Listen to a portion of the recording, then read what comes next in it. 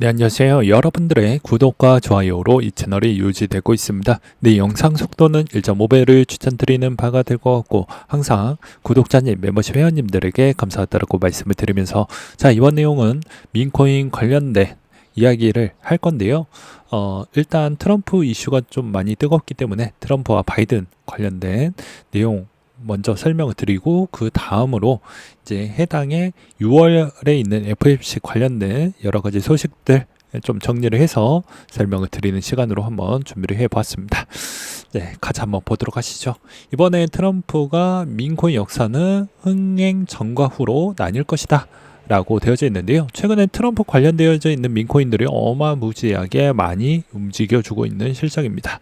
그래서 이번 형태에서도 이제 트럼프가 이걸 잘 공략을 해서 이제 어찌 보면 이제 크립토 유저 그 폭이 대략 한 5천만 명이 넘기 때문에 그 5천만 명에 따른 표심을 자기가 좀 가져오려고 하는 그런 역할제도 있고요. 그리고 크립토 커뮤니티가 되게 좀 활성 유저 폭을 보게 되면 어마무지하게 좋거든요. 그러면 당연히 나에게 추종하고 나에게 인기가 많았던 사람들은 또 좋은 시그널과 메시지를 자기의 커뮤니티에서 확장이 되고 그리고 그게 계속해서 전파가 잘 될 것으로 보여지기 때문에 이 전략은 저는 나쁘지 않을 것으로 보여집니다. 그래서 이제 트럼프가 이번에 대선 유세 기간 동안 이제 어떤 민코인 관련되어져 있는 이야기를 추가적으로 할 것인지 저도 매우 궁금하다고 볼 수가 있게 되겠고요. 그래서 이게 정치적인 색깔이 좀 얽혀져 있기 때문에 민코인의 변동성과 등락폭 확실히 많이 있을 것으로 보여집니다. 그 다음에 이제 바이든 씨도 마찬가지로 이제 트럼프가 이런 행동을 보여주고 있다 보니까 아무래도 바이든도 그냥 있을 수가 없죠. 그래서 암호화폐 리더들과 접촉을 좀 했다고 합니다. 그래서 기사 세 줄 요약본을 좀 본다라고 하면요. 일단 정책의 조언을 얻기 위해서 2주 전 때부터 이제 암호화폐 관련된 거무들하고 접근을 했고, 그리고 금융기업 암호화폐 커스터디 의무에 대한 회계 지침에 따른 내용도 이제 좀 다른 반대 포지션을 좀 취했다고 합니다.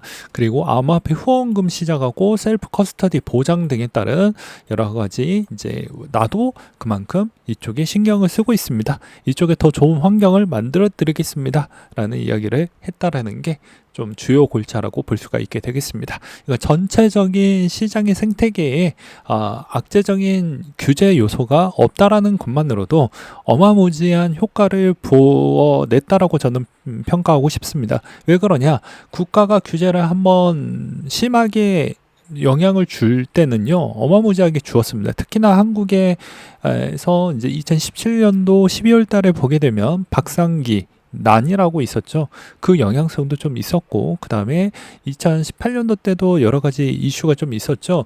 그러니까 그런 형태로도 충분히 가격에 영향성을 많이 주었기 때문에 이번에도 좀 좋은 부분으로만 좀 보았으면 좋겠고, 최근에 이제 트럼프의 형사 재판 결과가 나왔는데 좀 이 재판 결과가 좀 어찌 보면 불리하게 나왔다라고 보시면 될 것 같습니다. 성추분 입막음 의혹으로 인해서 형사 재판이 나왔는데 이게 이제 유죄 판결이 나와 줌으로써 이제 어떻게 될 거냐. 그래서 트럼프 코인이 급락 나왔다가 다시 V자로 올라오는 그런 형태를 좀 볼 수가 되겠고요. 그리고 이제 또 보게 되면 대부분 이 마가코인이 시가총액이 가장 높은데 이 마가코인도 생각보다 잘 방어를 해주고 있는 모습을 볼 수가 있게 되겠습니다. 그래서 이런 점이 좀 어떻게 봐야 될까? 이게 궁금하시겠죠. 그래서 여기서도 이제 보게 되면 트럼프가 추가적인 후원 자금을 이제 받고 있다라는 내용이 좀 있었고요. 그 다음에 암호화폐 정책자로 머스크 형을 내가 여기에 보좌관으로 임명을 하겠다.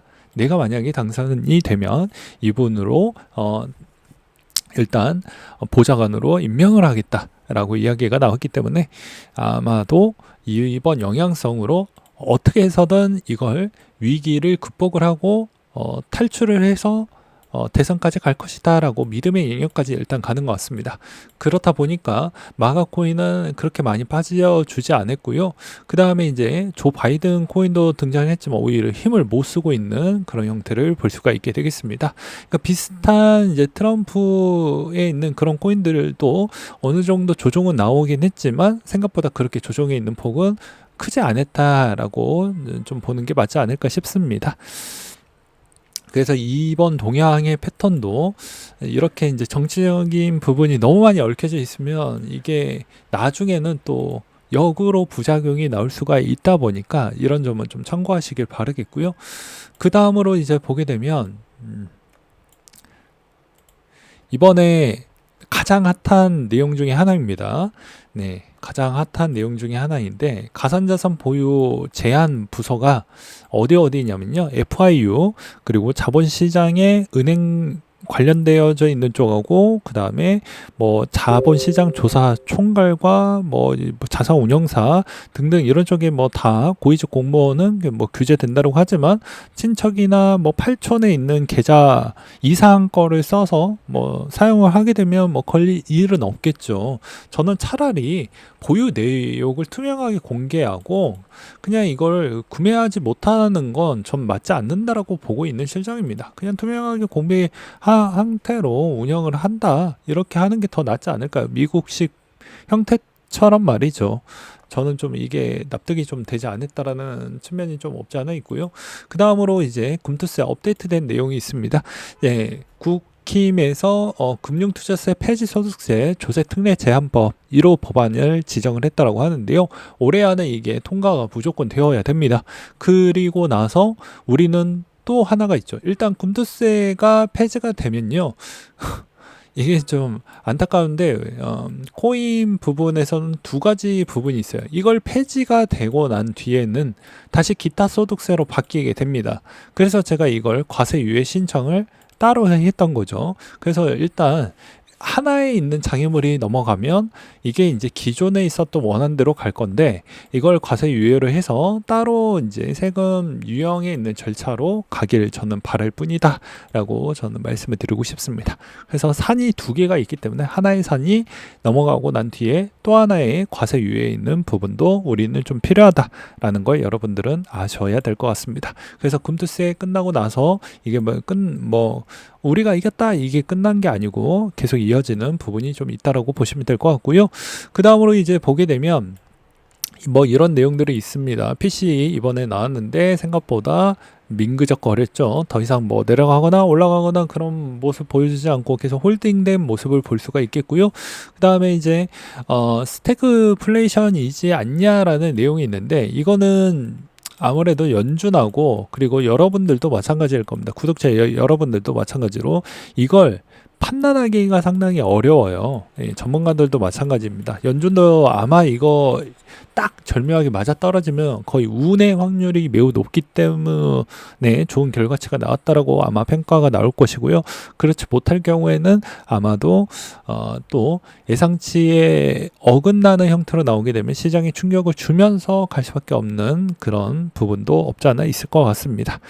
그렇기 때문에 이번에 비중에서는 이 스태그 기간이 길 거냐 짧을 거냐인데 이미 이 초입부는 이번 1분기 지나고 나서부터는 들어왔어요. 그렇기 때문에 이 기간이 길게 갈 거냐 짧게 갈 거냐에 따라서 금리 인하의 속도 전이 더 빨라질 거냐 느리게 될 거냐의 차이라고 저는 보고 있는 실정입니다. 그리고 실업수당 청구 건수가 좀 늘어났던 부분도 있었고 그 다음으로 이번에 GDP 부분에 따른 수정치도 1.3으로 내려왔기 때문에 아무래도 이제 점진적으로 소비 둔화 추이에 있는 여러 가지 추계지수, 이 1인 소비 지출 지수도 한번 보니까 좀 많이 내려갔더라고요.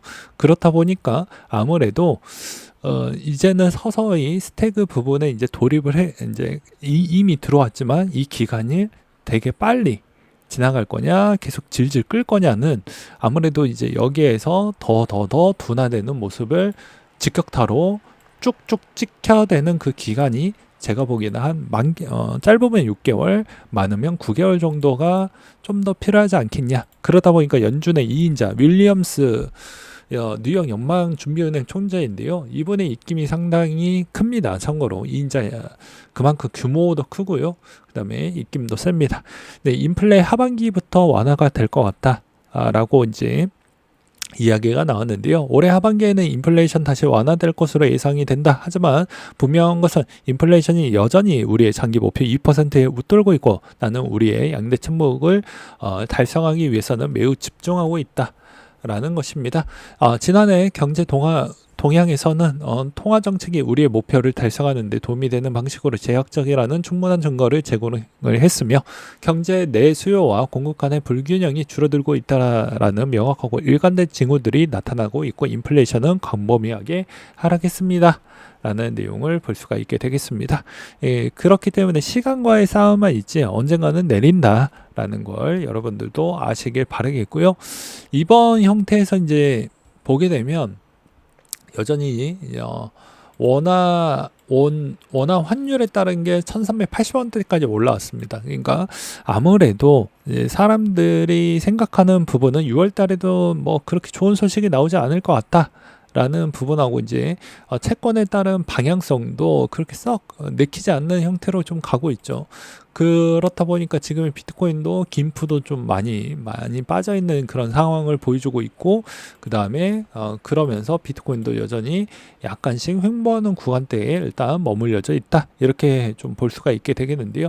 여전히 이 구간대도 조만간에 금리 인하는 언젠가는 할 것이기 때문에 시장의 충격을 일시적으로 주고 할 것인지 아닌지는 좀 봐야 되겠지만, 그래도 정답제는 나와져 있는 상태이다 보니까 이 구간도 잘 견뎌내면서 성투하시면 좋은 결과값이 나올 것으로 보여집니다.